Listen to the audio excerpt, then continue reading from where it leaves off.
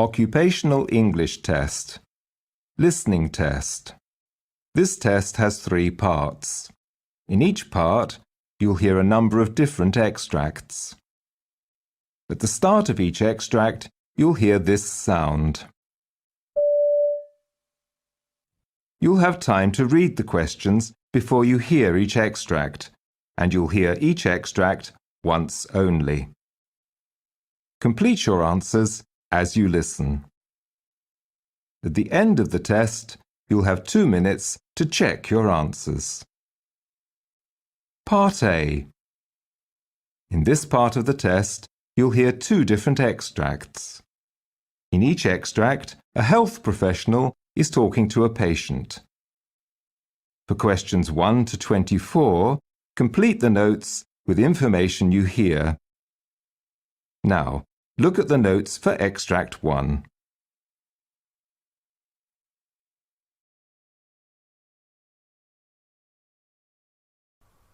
Extract 1. Questions 1 to 12. For questions 1 to 12, complete the notes with a word or short phrase. You now have 30 seconds to look at the notes.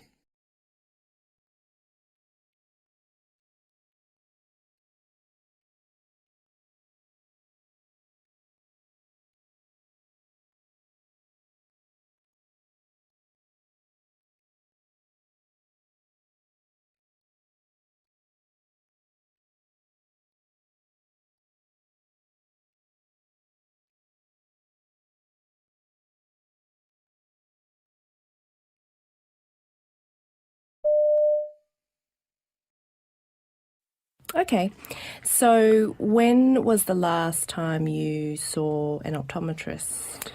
I would say about 6 months ago. Okay, great. So did you get a new pair of glasses then?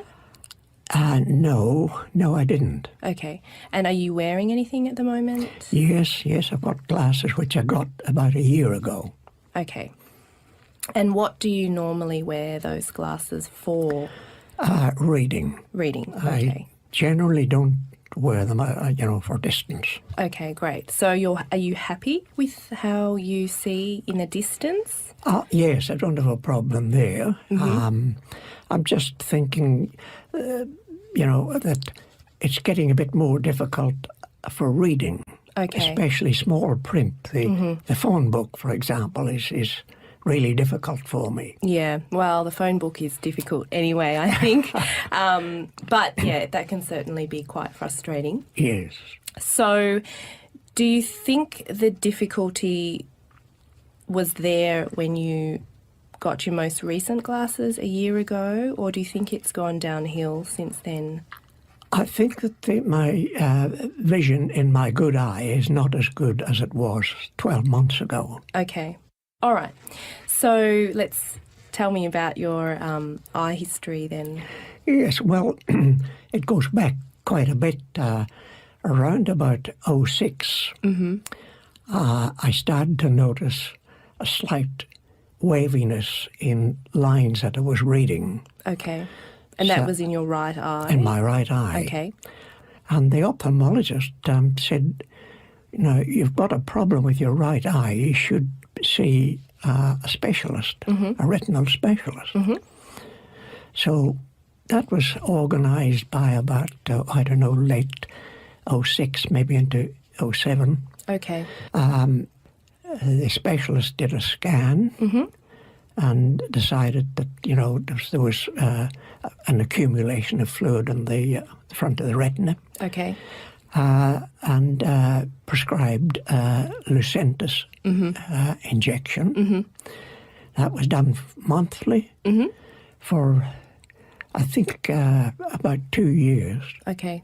Until I eventually changed over to the eye and ear, mainly because it was costing quite a bit. So how often are you seeing the specialist at the eye and ear now? Well, I used to see them initially about 3 monthly, yes. But now it's about 6 monthly. Great, okay. So is there someone that you see there specifically, or are you just sort of going through the public clinic? The public clinic, but in the the retinal clinic that I attend, there are about 3 doctors, and I see one or other of those 3. Okay, so you are getting that continuum of care. Oh, yes. Great. Yes. And are they fairly happy with how stable that right eye is at the moment? Well, I think they are disappointed that it was not successful. I mean, it's. I think I've had something like 25 injections of Lucentis, Yeah. and to think that I've lost central vision in the right eye. They're not too happy about that. But the last scan they did, there was no fluid there. Great. So I presume it's just a wait and watch now and see That's what right. Yeah. see what eventuates.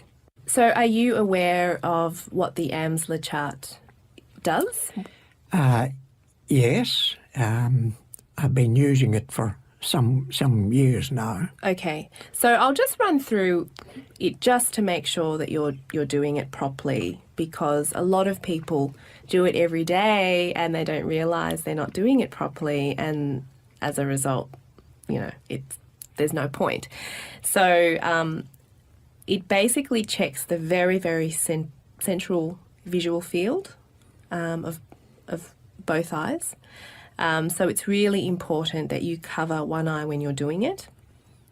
The main thing when you're doing that AMSLA chart is not to really look for those little nitty-gritty things, but to gauge any significant change.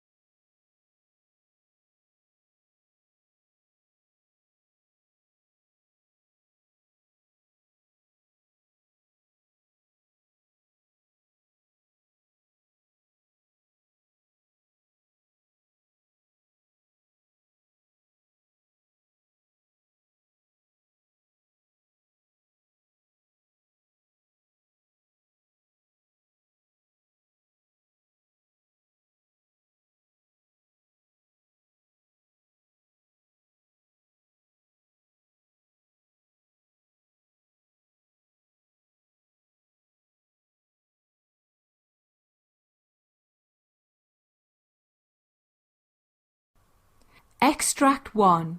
Questions 1 to 12. Extract 2, questions 13 to 24. For questions 13 to 24, complete the notes with a word or short phrase. You now have 30 seconds to look at the notes.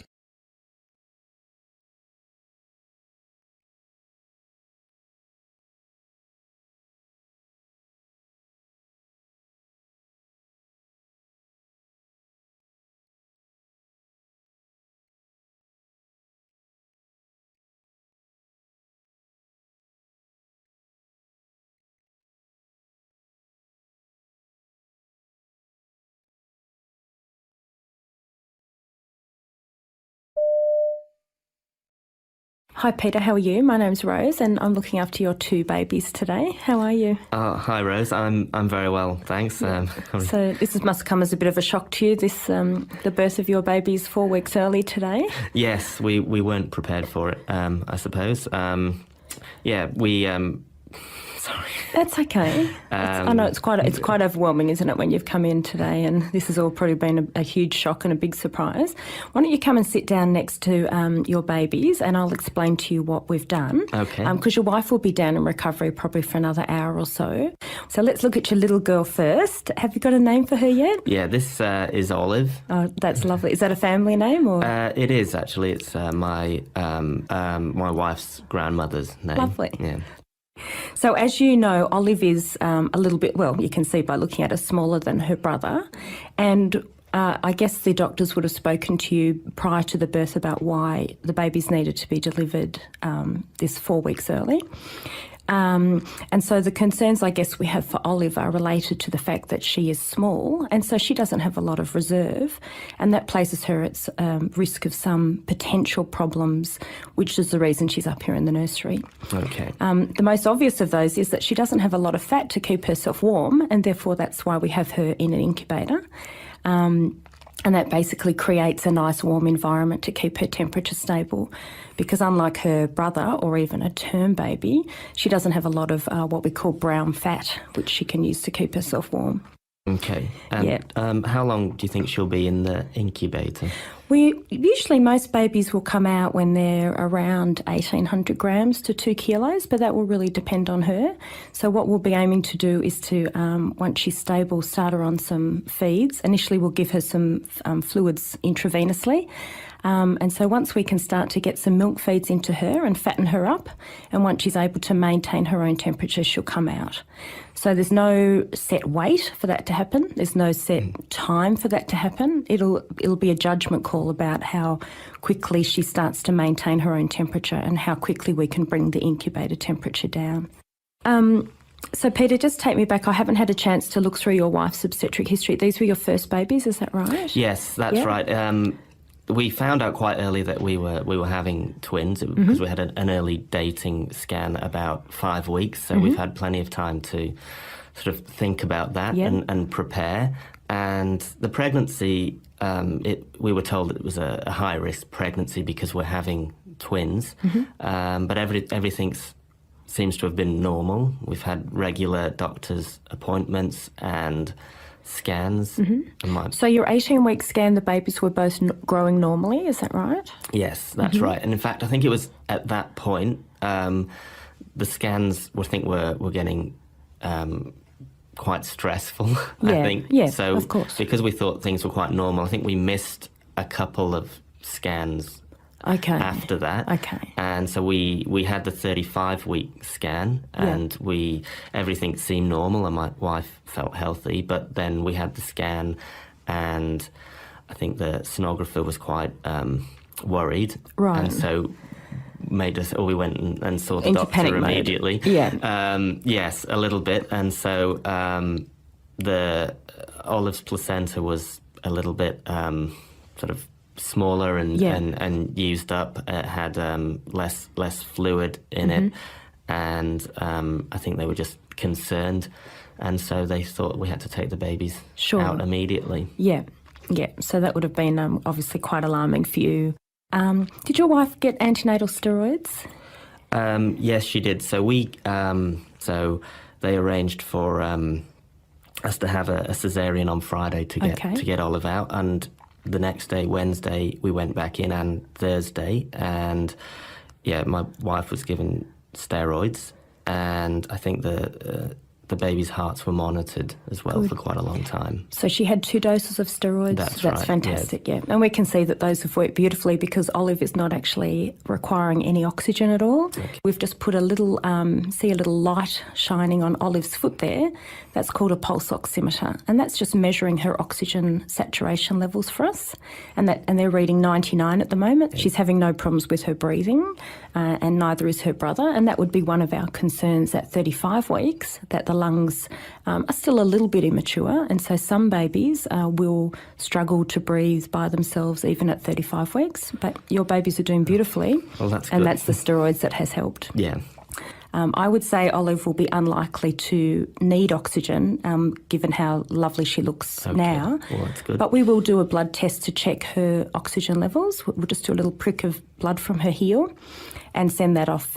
We can do that here on the ward, put it straight in the blood gas machine and check that she's doing okay. Okay.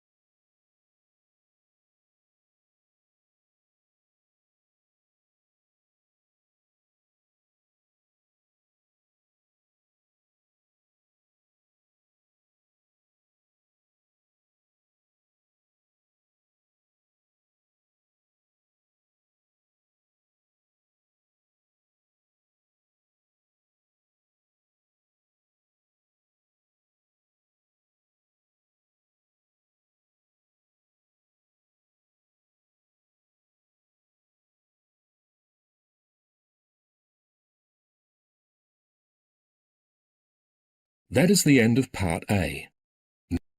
Part B. In this part of the test, you'll hear 6 different extracts. In each extract, you'll hear people talking in a different healthcare setting. For questions 25 to 30, choose the answer A, B, or C, which fits best according to what you hear. You'll have time to read each question before you listen. Complete your answers as you listen. Now look at question 25. Now read the question.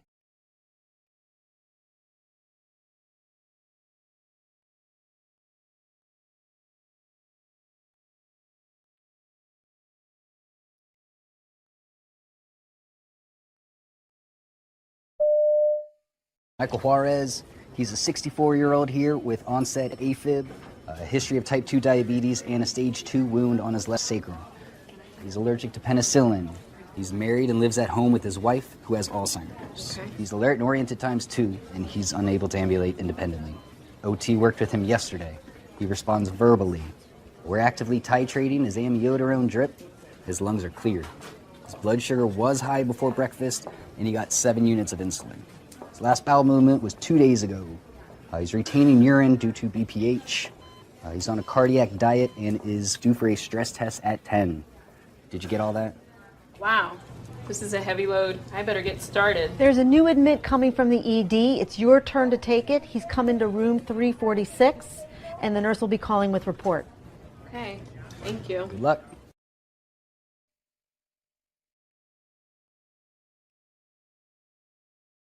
Question 26.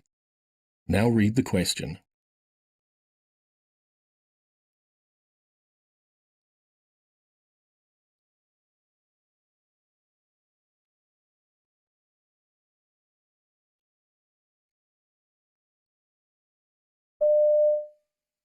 Do you need something? Yeah, I think I'm gonna need some help with my patients today. All right. Okay, I just sat down. Give me a minute. I don't understand these new nurses. They don't want to work hard. They think everything should be given to them, that we should just stop what we're doing and help them. This place is going to send me to an early grave. I've had to precept all these new nurses and manage 40 beds.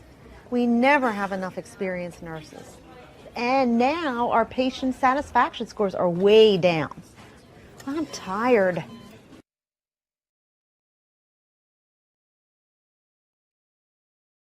Question 27. Now read the question.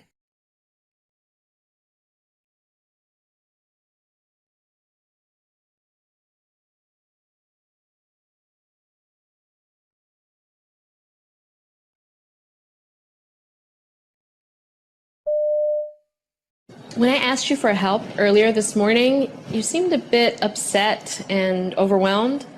I know we've been very busy on the unit and we got slammed this morning, but the response made me feel demeaned and a little embarrassed. It's important for me to feel supported and respected when I ask for help. And with your help, I know I can be a great nurse, I can support the unit and you, and we can together better care for our patients. I am so sorry, Jaslyn. I did not intend to make you feel bad. It's been a crazy morning. Besides everything here, I got a call that my mom fell at the nursing home. No. And you know, I got all those monthly reports due at the end of the day. I do value you, and I will remember that. Let's get going.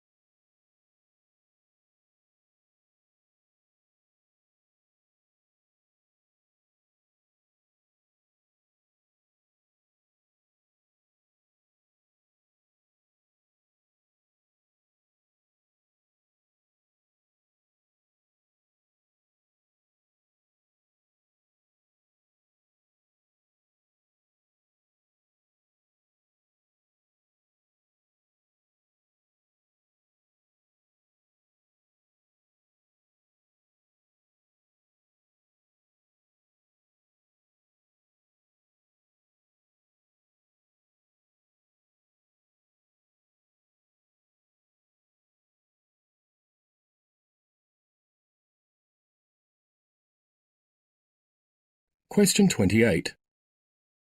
Now read the question.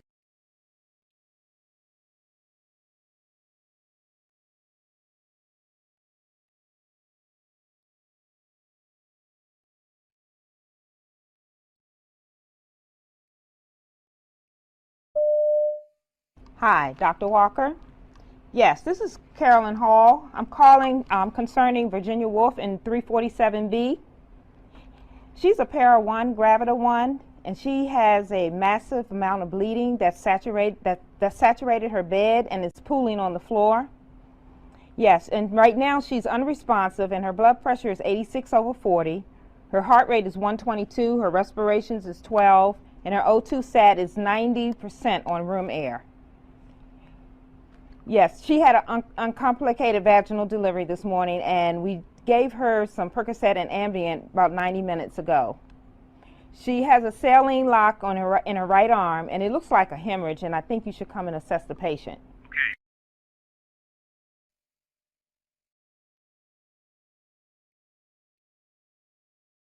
Question 29. Now read the question.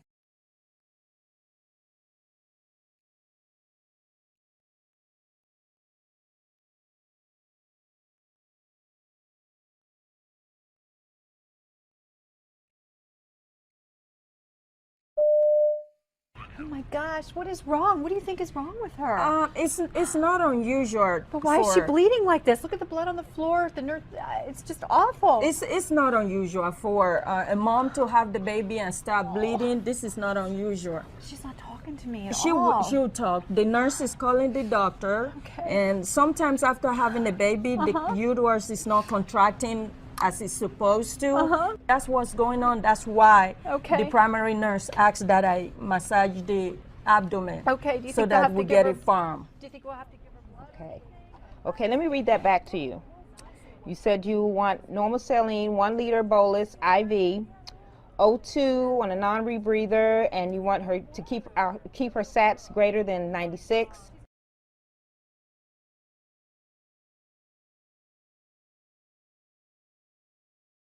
Question 30. Now read the question.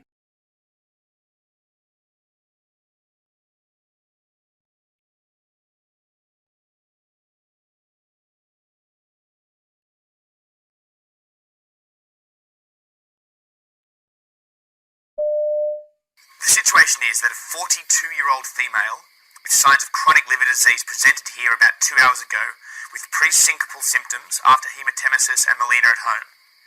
On arrival, she was tachycardic and hypotensive, but responded well to fluids. We were working her up as a variceal bleed when she had this further large hematemesis. She's now looking shocked again, with a pulse of 110 and a BP of about 80/50, and we are about to start a unit of blood, a PPI and some octreotide. On exam, there is no evidence of ascites, so I haven't started antibiotics. And No other background story known at this stage, other than 10 years of high alcohol intake of about 60 grams a day and a 30-pack year history of smoking. She's not had much in the way of investigation for her disease yet, although she does say that her GP told her that drinking had caused severe damage.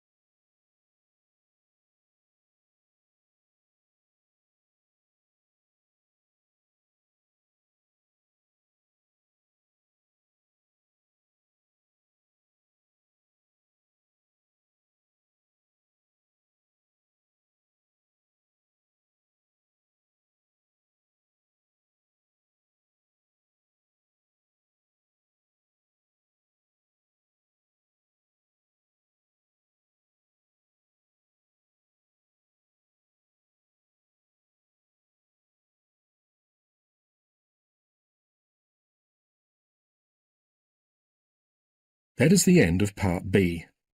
Now look at Part C. Part C. In this part of the test, you'll hear 2 different extracts. In each extract, you'll hear health professionals talking about aspects of their work. For questions 31 to 42, choose the answer A, B, or C, which fits best according to what you hear. Complete your answers as you listen. Now look at Extract 1. Extract 1, questions 31 to 36.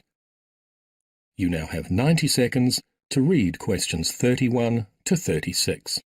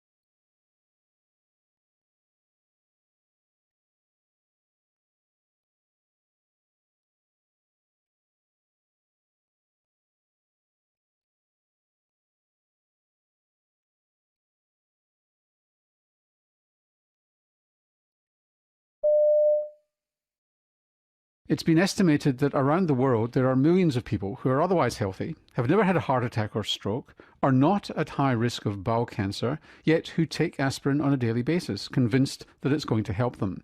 Well, the evidence from the largest ever study in this area suggests not.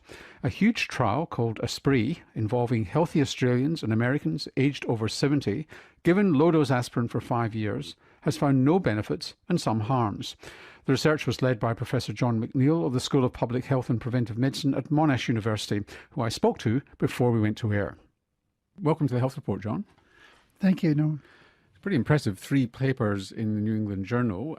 What sparked this study? Because it was Australian motivated, even though it occurred in the United States as well. I think we've been aware since the 1990s that there's an evidence gap, that many millions of people take aspirin every morning, and the evidence base, particularly for those who haven't had a heart attack or a stroke or have no other medical reason to be taking it, the evidence just isn't there. So what did you do in this study? We recruited 19,100 people from the United States and Australia. 16,700 were from Australia, and we followed them for an average of 4.6 years, and half of them took aspirin and half of them took placebo. And what were you looking for? What were your endpoints? Well, the endpoint here was disability-free survival, which is a measure of how long elderly people stay healthy. But how did you measure that? By measuring how long it took for people to remain healthy without having a permanent physical disability or developing dementia. And what did you find? Well, we found 3 things. Firstly, low-dose aspirin did not appear to increase survival. Disability-free survival or survival? Disability-free survival and survival. And it also didn't prevent heart attack or stroke. I think I should emphasise that this study was done in people who'd never had a heart attack or a stroke, because people who have routinely take aspirin under very strong evidence to prevent them having another one. So we're talking about healthy people recruited who were over 70 on average, is that right? That's right. The average age was 74. What about cancer? A lot of people take aspirin to prevent cancer, and there is some randomised trial evidence that aspirin can prevent cancer. Yes, this was a surprising finding in our study. There were numerically more people dying of cancer in the aspirin arm than in the placebo arm.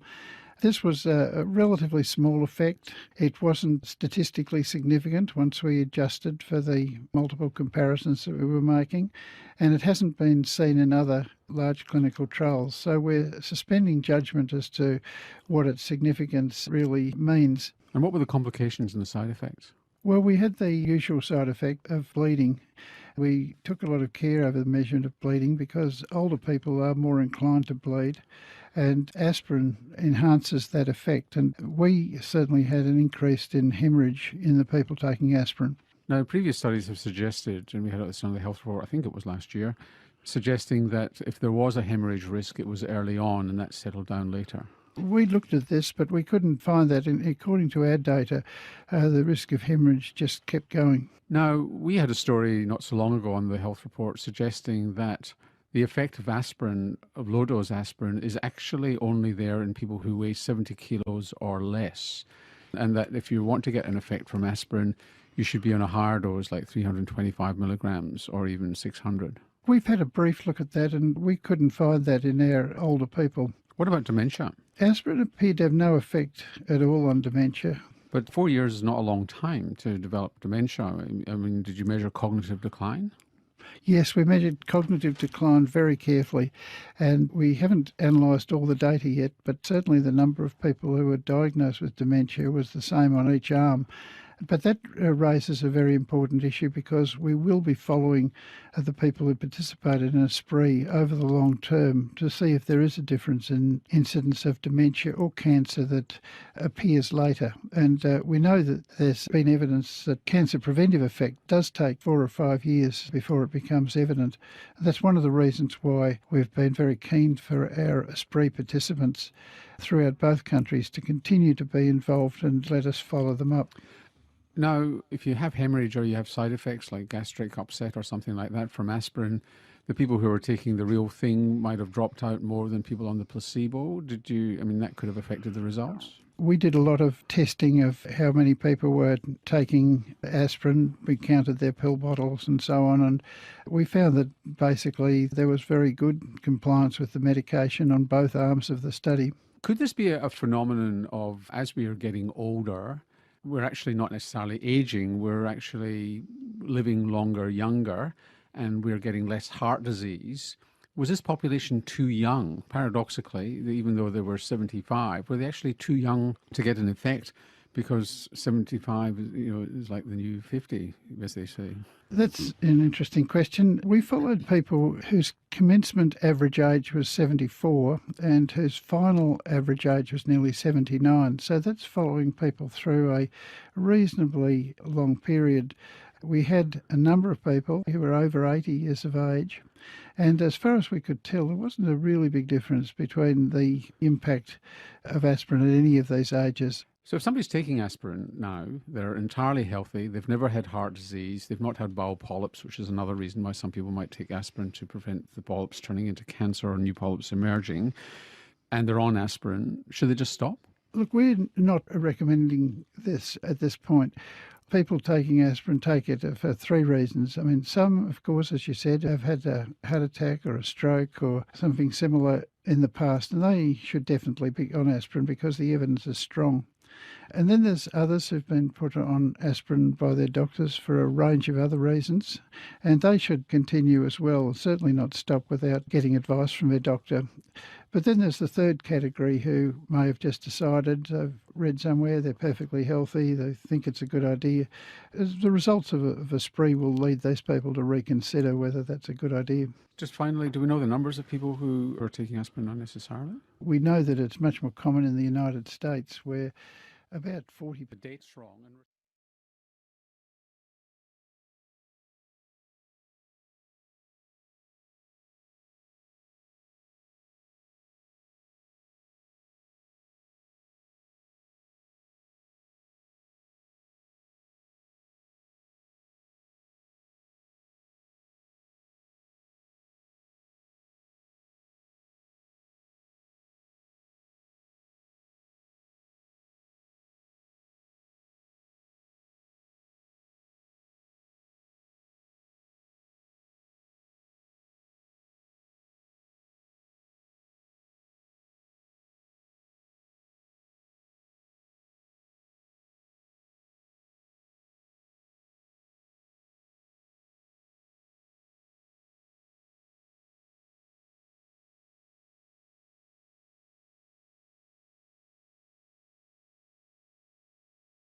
Now look at Extract 2.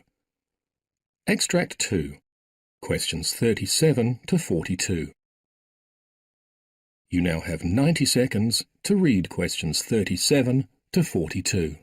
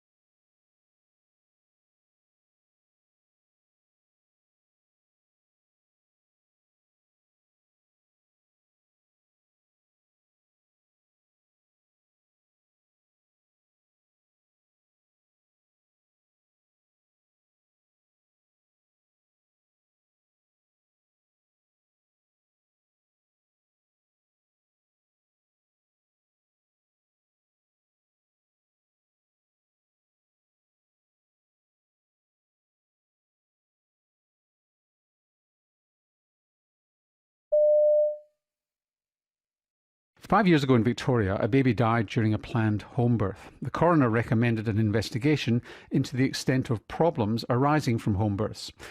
One of the results of this recommendation have just been published. A study comparing thousands of women having their babies in hospital with women having a planned birth at home. Miranda Davies-Tuck was the lead author. Miranda is a perinatal epidemiologist at the Hudson Institute in Melbourne. Welcome to the Health Report, Miranda. Oh, hello. Thank you for having me. Now you took data from 15 years. It's an impressive number of women. 16 years, 2000 to 2015. Sorry, inclusive. maths was never my strong point. So So you were comparing women who went for home births to women who went into hospital. What sort of numbers are we talking about here? So there are around 4,000 women who planned a home birth and just over 800,000 who plan to give birth in hospital. And we're saying planned because these aren't women who couldn't get to hospital and had the baby at home. These are women who just wanted to have a private delivery from a midwife. Yes, so these were women who had made a decision at the onset of their labour to plan to give birth either at home or in hospital. How did you do the study? What were you looking for and how did you compare the two sets of women? So we use the routinely collected data that we have for Victoria. So every time a baby is born or a woman is pregnant in Victoria, a whole host of information is collected and reported to the Department of Health so that we can monitor the health of women and babies in Victoria. And so we access that data to compare the outcomes after we classified them as either planning to birth at home or planning to birth in hospital and whether they'd be deemed to be of high or low risk of having an adverse outcome. So describe a pregnant woman who's low risk and a woman who's high risk. What sort of factors are we talking about here? So generally speaking, a low-risk woman is a woman who has a healthy pregnancy. There's nothing majorly wrong with her or her baby. There's only one baby that she's carrying, so she's not having twins. And she hasn't had a previous complicated pregnancy, so one that's ended in a caesarean, for example. In contrast, the women who would be considered or who were considered high risk were predominantly women who had had a prior caesarean delivery. They were also women who were giving birth beyond 42 weeks, so we call that post-term. And then there was a smaller subset of those women that had more than one baby, whose baby was breached, so it wasn't head down, or they had some sort of serious medical condition such as hypertension, etc. Okay, so like for like, but the difference was the home birth or not. I mean, was it truly like for like? I mean, were women having their babies at home more likely to be better educated, higher income? Yes, so we saw that regardless of whether they had risk factors or not, they tended to be healthier, older women of a higher socioeconomic standard, if we use what we call CFA. It's a way we categorise them. It's not surprising though, because the women choosing a home birth in this study were doing so privately, so they were paying out of pocket to do that. The type of risk factors were slightly different too. So the high-risk women in hospital were more likely to have medical conditions, which was a little bit higher than the women who planned to give birth at home. before we get to the results, did that influence the results, do you think, or were you able to control for all that? So we made the decision not to control for anything in this study. We weren't interested in the relationship between home birth and outcome, but what we wanted to do was to provide information in a way that women would be able to work out where they sat in that particular group and then make decisions about what their outcome rates would be if they did or didn't have risk factors and if they chose to give birth in home or hospital. So what did you find? So that we found that for the low-risk women, there were no differences in perinatal death. So babies were not more likely to die for women without risk factors planning to give birth at home. So when you say perinatal, is that the first week of life? And so perinatal death includes stillbirths that occur during labour and also deaths in the first 28 days of life. Okay. So no difference in perinatal death. What about other baby outcomes? So in terms of some of the morbidities or the bad things that can happen to babies, some of these were actually lower for the women who plan to give birth at home. So their babies were less likely to have an injury and they were less likely to have some of the other morbidities that can occur. But this probably reflects differences in some of the intervention rates that the low-risk women, so they were less likely to have instrumental deliveries and caesarean deliveries, so possibly it could be related to that. What about the high-risk women? So for the high-risk women, we didn't see that the perinatal mortality rates was the same. In fact, we saw that... You got a tripling, didn't you? No, it was actually 7 times more likely to have their baby die if they planned to give birth at home. Yes, so neonatal death was so death after the baby was born was the death rate that was significantly higher in the women. For what reason? I mean, there wouldn't have been large numbers, but what reason? No, so the numbers were very small. We can. It's difficult to talk about the drivers of this because the numbers are so small, but it did look like the babies that were born at home were the ones that died. These were not the babies that transferred to hospital during labour. So if you've gone into problems with a planned delivery and you transferred to hospital, you were okay. It was just if you got into strife, then that's the women who got into problems with their babies. Yeah, and potentially there were barriers to the transfer to hospital. Whether or not those barriers still exist right now, we can't be certain. But all the maternal benefits and the other benefits were there in the high-risk women. It was only that risk of perinatal death that was the issue. Now, there are all sorts of... So in other words, it's basically good news as long as you've got your risk assessed and you're going into this with your eyes open.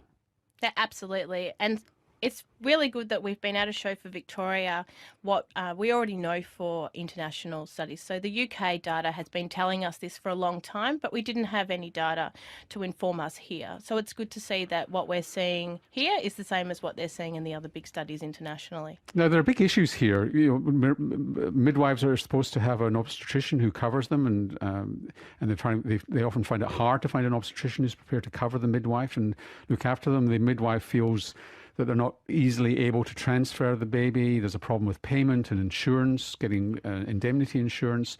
Are we overcoming those barriers yet? Yes and no. I think certainly a lot of the barriers to transfer are decreasing. We have collaborative arrangements now where hopefully midwives are feeling comfortable backing up and consulting with obstetric staff when women need care.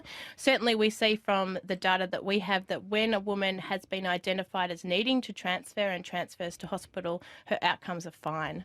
So in those instances, absolutely. And just very finally, very briefly, because we're well over time, is this applicable to other jurisdictions in Australia, do you think? I would say yes. In addition.